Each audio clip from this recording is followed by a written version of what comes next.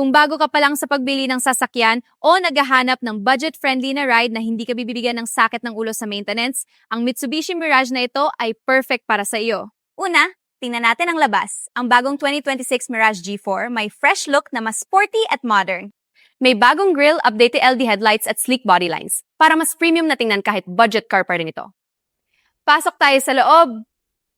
Ang interior ay simple pero functional. May soft-touch material sa ilang parts at comfortable ang upuan. Sa dashboard, may digital display, cruise control sa GLS at maraming storage compartment. Napakaganda ng features nito.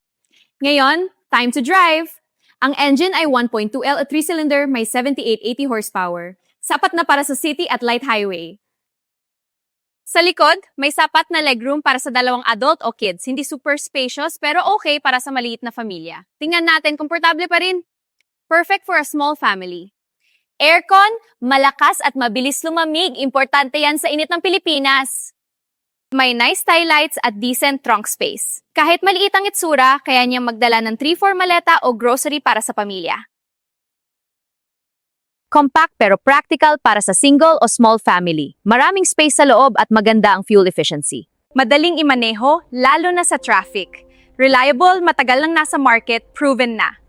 Kung hinahanap mo ang praktikal na sasakyan na hindi magpapihirap sa bulsa mo sa gasolina at repairs, Mirage G4 ang perfect sedan para sa'yo. Kung may tanong kayo tungkol sa promos price, variants, down payment, comment below, like, subscribe at i-bell ang notification para sa susunod na vlog. This is Genevieve Aniñon from Mitsubishi Abad Santos, Manila, my AI version. Bye!